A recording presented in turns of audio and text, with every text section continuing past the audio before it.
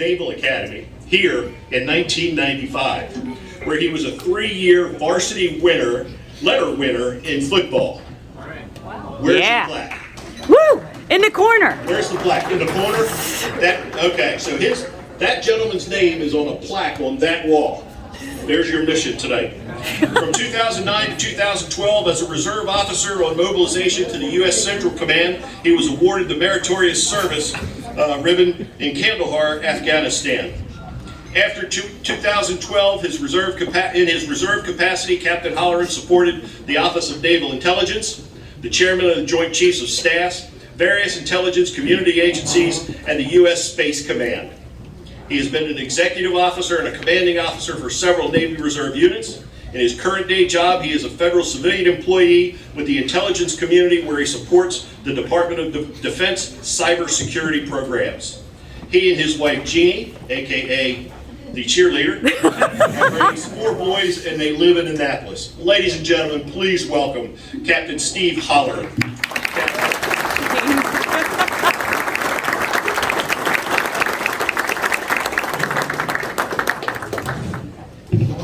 Testing. How does this thing sound? Ron, can you hear me down there? Oh, awesome. Okay. Hey, good evening, everybody. I'm Shane Halloran. Thank you very much for the kind introduction, Richard. I appreciate the opportunity to be with you all here tonight. If you weren't aware, this is your United States Naval Academy. It is a taxpayer-funded institution of higher learning, and if it weren't for all of you hardworking Americans providing for the common defense, young folks like me from around the country wouldn't be able to come here and get an outstanding education and then learn the profession of arms to support and defend our Constitution. So this is your academy. Thank you for supporting it.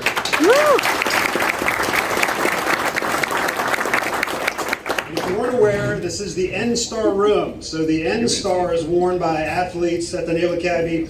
Varsity athletes, we actually harken back to like Happy Days. We'll actually wear a varsity sweater pre-game day, and it has, if you won a varsity letter, you'll have a varsity letter stitched on that sweater, and if you beat Army in a year, you'll get a star attached to that end. So this is the N-Star room. I beat Army once, so I got 1 star. I have classmates on this wall somewhere. Each one of these plaques is a year that has all the varsity letter winners from that particular year's class. I've had classmates who, like in track, you play like twice a year against Army, and they have like 7 or 8 different stars. So I got star envy. I only have 1, but I got 1, so that's good. So again, welcome. I got about 11 minutes of material here, and then I understand I'll get the hook because I know that the bar is open again, and this is a firefighting event, correct? So I won't go too long. And if I see my wife starting to jump up and down, I know it's time to get another glass of wine myself, and so I'll be happy to join you all later at the bar. On a serious note, though, it is my honor to be here with you tonight to celebrate recent past presidents of the Maryland State Firemen's Association and the Ladies Auxiliary. I was happy to take the call from Rose Clark. I'm assuming some of you folks might know Rose Clark here in this room tonight. Woo! We love Rose. We do love Rose. My family and I have had the pleasure of knowing Rose through the Naval Academy sponsorship program. She runs that. She's a coordinator. So wayward young midshipmen will come here like myself at some point, and we need a local family, if we so desire, to spend some weekend time away from the fine institution down the road that we lovingly call the boat school or Canoe U. And we want to get away from it, just kick back and eat some good home cooked food. That's where the sponsorship program comes into play. We've had some 12 midshipmen come across our doorsteps in the last several years, my wife and I, and we give them a home away from home on the weekends. It's been good for my kids also to be around those type of folks. They're great examples, positive role models. It's an active service that my family likes to do, our way to support the mids, and we enjoy having the young folks around because it keeps us all younger, right? So it doesn't feel like a sacrifice. I only share this aspect of my home life because I intend to talk about service and sacrifice a little bit tonight, and so it's a good fitting entry to that subject. Plus, I like to brag about my wife. It was funny to see my wife Jeanie and Rose interact on several Navy-sponsored family assignment days where you herd in like cattle to the Naval Academy's basketball arena. They bring in all the first-year midshipmen, and they sing songs, and they jump up and down and cheer for about a half an hour while they're waiting for everyone to file in, and then all the sponsor families are down on the basketball floor kind of waiting to get assigned. And then as soon as Rose blows the whistle, we all get to go grab our midshipmen and go get to meet them and take them outside and get to know them a little bit. So Rose will always though ask the question, "Hey, Alex, you think you can take 1 or 2 more mids this year? We got some extra." And my wife Jeanie's always with the raised eyebrow and the nod. "I'll take several more if you have them, please." Actually, she was recruiting a couple here tonight. Anyway, so again, I'd like to bring in my wife. She never turns down a mid, but she does look for chances to support, and as do I. We're glad here to support a fellow organization, the fire services, that supports and defends.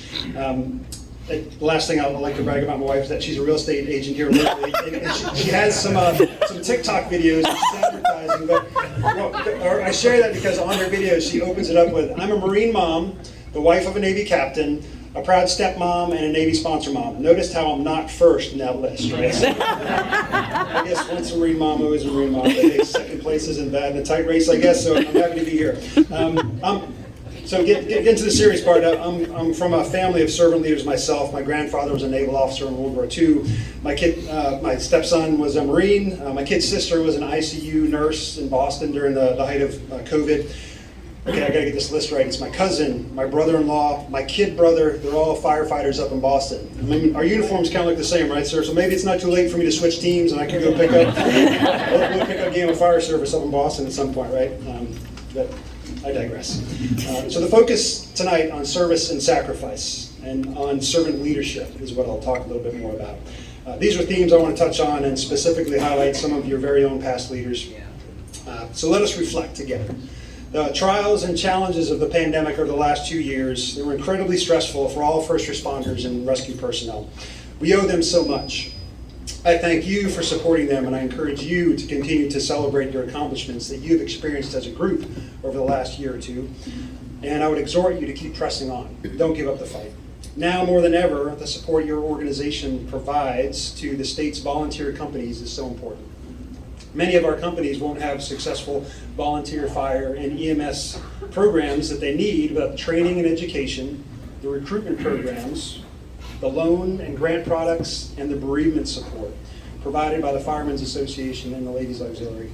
The difficulty of doing this good work virtually during the pandemic cannot be understated. To have continued successfully on mission is directly related to great teamwork, organizational focus, and servant leadership. And on that point, I can make several linkages between the fire rescue service and the military. In my experience as a midshipman here and out in the fleet as a naval officer, I honed my leadership skills, and I learned that the best leaders, in my opinion, are those who practice servant leadership. And those are the ones that I mentored, or that mentored me, and I mirrored myself after them. They put mission first, but people always. That's a code I've chosen to live by as well, as many of you here in this room have decided to as well. So on the fields of friendly strife here at this football stadium, right outside this room, as a young Navy football player, I learned about sacrifice, hard work, and perseverance through tough times. We went 1-10 my first 2 seasons here. That was tough. But we persevered. I also learned about pride in my team's work ethic, focus on developing one's character through struggle, and the sweet joy of the occasional victory when you win and you're the underdog. We had a servant leader, or several servant leaders on that team when I was playing. Those were seniors that sacrificed free time to work with us younger players. They set the example on the field and in the weight room. They made sure we were on point every game. They focused on the team over the individual, as I'm sure many of your leaders here have tonight. So speaking of Navy football, just a little bit of history here. Our setting tonight is a shrine to service and sacrifice. This is the Navy and Marine Corps Memorial Stadium, if you're unaware. It's a living tribute to those brave service members who poured out the last full measure in the defense of our republic. Walking around the stadium in lighted time, if you were able to, you'd see the plaques commemorating the names of warriors and battles since World War I to Afghanistan. Every major engagement involving naval and marine forces is memorialized here. These names are synonymous with sacrifice: Pearl Harbor, Midway, Iraqi freedom, and Afghanistan, to name a few. Thousands of servicemen and women have laid down their lives for millions of their countrymen. And it is fitting that also here in Annapolis is the Maryland Fire Rescue Services Memorial, just down the road. Your service family, too, will pour out the last full measure when called upon in defense of your neighbors. In John 15:13, we read, "There is no greater love than to lay down one's life for one's friends." The military and fire rescue services embody this creed. For me, upon graduation from the Naval Academy, I swore to defend the Constitution and to well and faithfully discharge the duties of the office upon which I was about to enter. Through the sacrifice of leaving my family for long deployments, and now for reserve weekend duty and long tour orders away, I continue to stay on mission. I serve my Navy and the sailors in my command. They are the backbone of the fleet, and we serve in a no-fail mission. I practice servant leadership for my team by organizing and equipping my unit to be ready for the next fight. If I don't get them the training and the resources they need, we will not win that next fight. And the parallels of military mindset compared to the service in a fire company are many. To serve one's community on the front lines, defending home and hearth from destruction, and caring for your fellow citizens. I would offer these missions are best executed by a team of leaders having servants' hearts, by those who sacrifice comfort and time at home and take care of the force. They too will heed the call of Isaiah in chapter 6, verse 8. I heard the voice of the Lord saying, whom shall I send, and whom will go for us? Then I said, here am I, send me. The setting for tonight's event is a living memorial to naval service. And similarly, all across our state, fire stations are no strangers to memorializing their own. To never forget our departed is the last measure of devotion we can offer our brothers and sisters in service. And it is no less important to celebrate team wins and those that contributed so much to the organization's success. I understand that there are going to be some presentos later this evening, challenge coins. The military loves challenge coins. I have several desk mates at work who, over the years, have collected some dozens of challenge coins. They proudly display them on their desk. It's a pride thing to see how many you can collect. They're usually presented by a unit commander or a senior enlisted leader, or in this case tonight, a color guard leader. Thank you very much for that coin, sir, wherever you went. That's awesome. For performing one's duties well and or going above the call and say like a site visit. The origin of the challenge coin is a lost history. Some would say that it would originated with the Roman legions. A soldier was presented a gold coin after he'd done an outstanding job on a campaign in the empire. Another story holds that a World War I flying squadron provided its flyers with the challenge coin meant as a token of identification. The coin had the squadron insignia on it. If you were challenged by a squadron mate and you didn't have your coin on you, then you were going to buy at the pub that night the first round. Maybe it's the same in the fire and rescue services. In today's military and first responder community, getting a challenge coin means you did a great job and you're worthy of a special tribute. I brought my favorite one here tonight, actually. I don't have my glasses on, but I'm going to give this a try. So it's, I got it in London when I was on duty with the Defense Intelligence Service, and it's the Yeoman Warders of Her Majesty's Tower of London. So it's the guard unit, the official Royal Guard unit that protects the Tower of London. And so the Yeoman Warders, they are a year-round guard at the tower, and they're leaders all to be selected for that unit. And it's very rare to receive one of those coins. However, if you show it at closing time at the Tower of London, after all the tourists have gone, there's a special pub that only the Yeomans know about, built into the wall of the London Tower. And so if you got that coin, you're good to go in the Yeoman's pub.